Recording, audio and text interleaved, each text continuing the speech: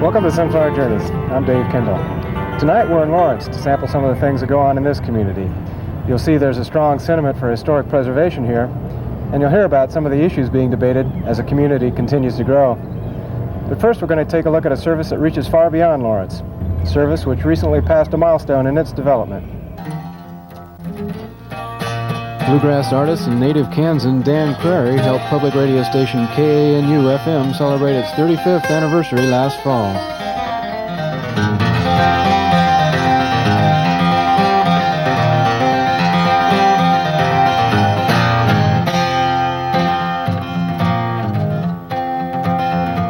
The one-man band was a mighty good man. He didn't lie when he said to us, I've seen the high rollers come and go, it's the holy rollers I trust.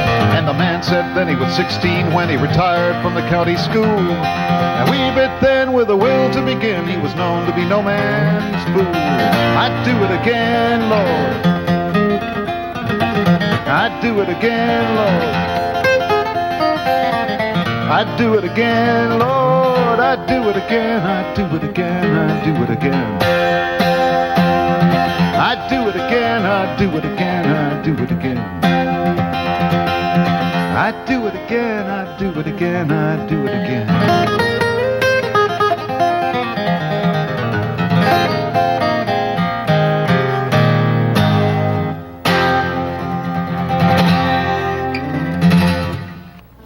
Broadcast live from South Park in Lawrence, the program also featured jazz pianist Makoto Ozone.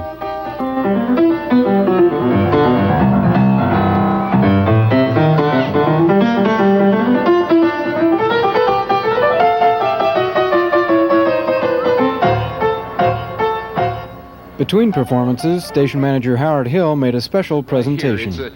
It's a Thomas Cathedral radio with a special plaque on the front, which reads, in recognition of service to KANU-FM and its listeners, Dick Wright, September 26, 1987. Dick, with our love and affection and thanks.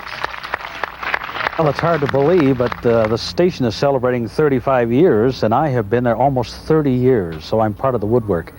Although opera was his first love, Dick Wright has become an authority on jazz. The Jazz Scene is a weekly program he's been producing for 28 years. His voice has been a familiar one to Saturday morning listeners. This is a composition arrangement by Johnny Mandel that's titled Groover Whalen, Cy Tough.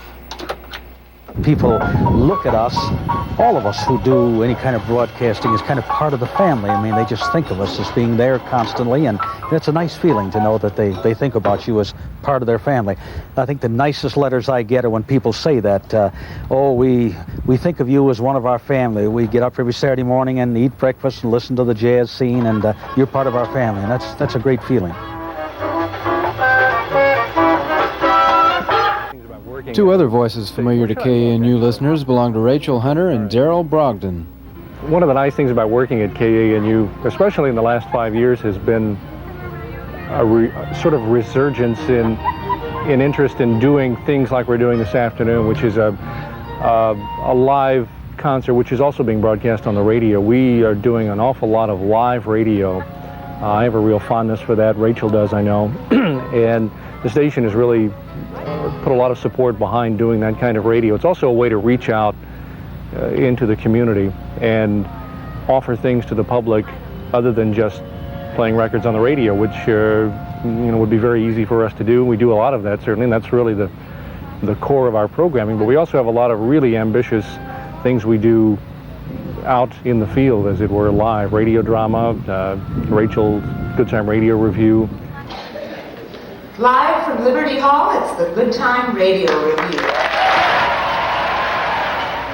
These bi-monthly programs hosted by Rachel Hunter have become one of the more popular events staged by KANU. Regularly playing to a full house in Liberty Hall also provides a welcome contact with listeners. For me, anyway, one of the best things about working at KANU is doing live concerts, and the chance to meet the people who actually come to those concerts and talk to them afterwards is tremendous feedback. like letters and phone calls, except that the people are there in front of you, and you can see them enjoying themselves.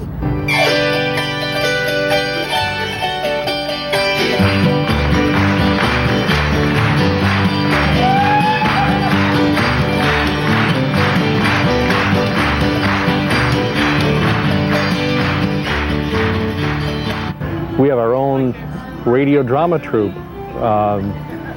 We haven't looked into this exhaustively, but I'd be willing to bet we're one of the few, and certainly at least one of the few radio stations in the world that maintains its own radio drama troupe, and we do live broadcasts on a regular basis. Land. It's not your land anymore. This is the future, remember? That's right, folks. Step right up. Welcome to Cartwright Land, the biggest, the best amusement park in the world. In public radio, public broadcasting, I have just found, and I'm sure this is true for most people who work in public radio, there's just a license to create these kinds of things, whether it's radio drama or variety shows or concerts like this one outdoors in the park. There's just that freedom to do something extra.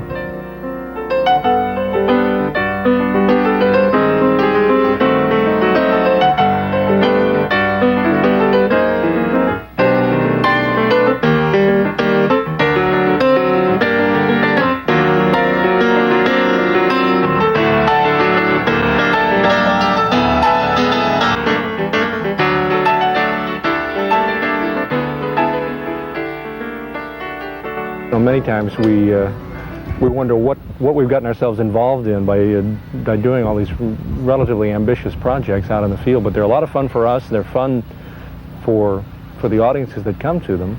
So, and as long as there's that kind of interest and support for them, we'll continue to do them. Well, you know, years ago, I can remember when Channel 11 and KANU were both broadcasting maybe dull lectures, and we probably were lulling people to sleep with the kind of programming. I think this has all changed. I think public radio and public television have a great part to play in the community. We can do things in the way of music and drama and public affairs. We can do those things and provide a service that, again, maybe commercial stations feel that's not to their best advantage, not that they have anything against it. It's just that maybe they have chosen another direction. But we can present those things and give the listeners and viewers alternatives to their programming. Not that we want to replace commercial radio and TV, or that they should replace us, but we just give people a larger scope to draw from, and I think that's what it's all about, is to open the eyes and ears to people to all kinds of subjects, and I think we can do that as public television and public radio.